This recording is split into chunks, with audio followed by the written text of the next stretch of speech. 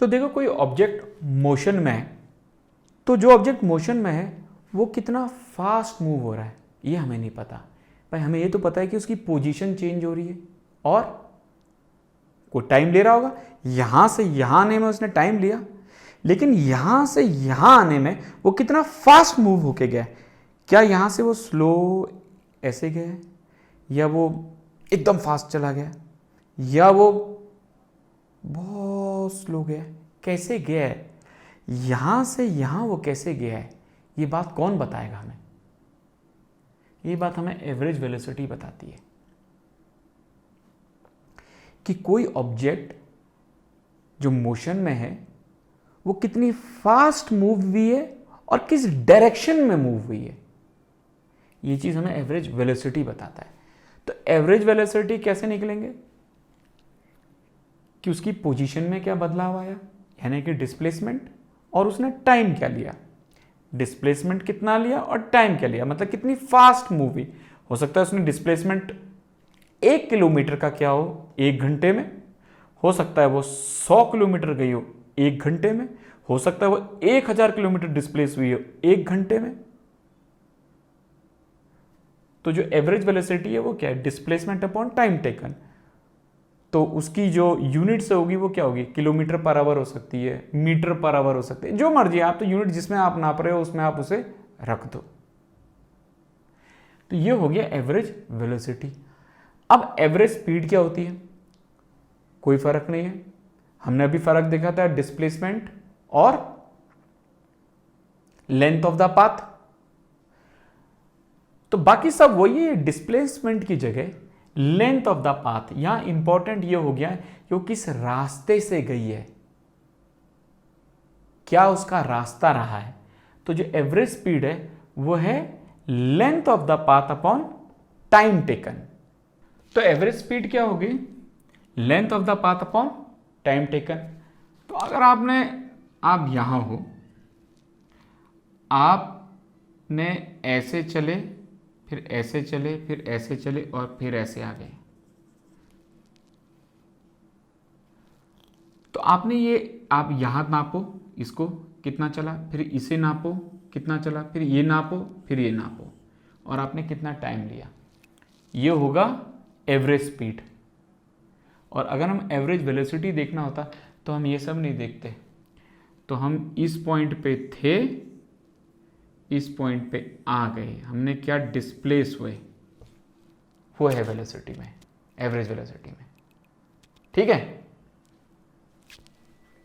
अच्छा, इसमें एक और चीज है कि ये हो सकता है कि जो डिस्प्लेसमेंट है और जो लेंथ ऑफ द पाथ वो एक हो भी सकता है और नहीं भी हो सकता है। इसी तरीके से जो एवरेज वेलोसिटी और एवरेज स्पीड है वो एक हो भी सकती है और नहीं भी हो सकती है।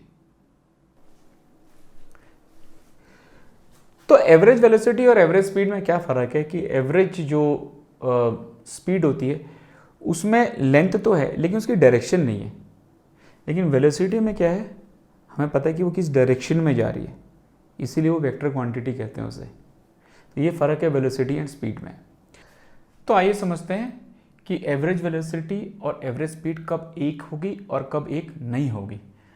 तो माना हम इस डायरेक्शन में गए, ये मीटर में लिखा है हमने, ये दूरी मीटर में है, ठीक है, और हम कार से गए, तो यहाँ से हम चले और हम ये पी तक गए, तो इतना जाने में हमें माना 18 सेकंड लगे, और फिर यहाँ से हम वापस आए, वापस आने में हमें क्यू तक हम वापस आए 6 सेकंड लगे। यहाँ से पी तक गए, पी तक जाने में 18 सेकंड लगे, और पी से वापस इधर तक आने में हमें 6 सेकंड लगे। तो अब अगर एवरेज वेलोसिटी हम निकालें कि ओ से पी जाने की एवरेज वेलोसिटी और एवरेज स्पीड क्या है, तो ए भी लिख देता हूँ एवरेज वेलोसिटी, ठीक है, और इधर लिख देता हूँ एवरेज स्पीड।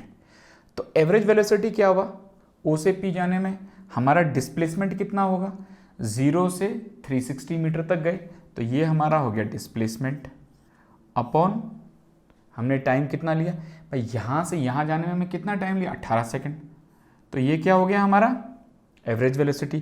तो हमारी एवरेज वेलोसिटी कितनी आ गई, 20 मीटर पर सेकेंड, क्योंकि ये सेकेंड में नाप रहे। अब हमारी एवरेज स्पीड क्या होगी? एवरेज स्पीड में 0 से लेके हम p तक गए 360, और टाइम भी हमने उतना ही लिया, तो यहाँ हमारी एवरेज स्पीड भी उतनी आ गई। यानी इस केस में एवरेज वेलोसिटी और एवरेज स्पीड एक ही है। ये कब का केस है? जब हम O से P तक गए, O से P तक का गए उस केस में माना। अब हमें देखना है हमारी एवरेज वेलोसिटी और एवरेज स्पीड क्या है जब हम O से P गए हैं और P से वापस Q आए हैं। ठीक है, जब हम O से P गए और P से वापस Q आए, इस केस में हमारी एवरेज वेलोसिटी और एवरेज स्पीड क्या है? तो एवरेज हम वेलोसिटी क्या होगी कि हमने कितनी दूरी तय की, तो O से Q कितना डिस्प्लेसमेंट है भाई? O से Q का डिस्प्लेसमेंट क्या है? 240,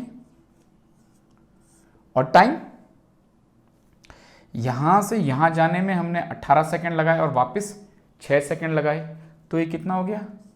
24 सेकंड हो गया। टोटल 18 + 6 कितना होता है? 24 सेकंड में। तो एवरेज वेलोसिटी क्या आ गई हमारी? इसको मैं ऐसे कर देता हूं, 10 मीटर पर सेकंड आ गई।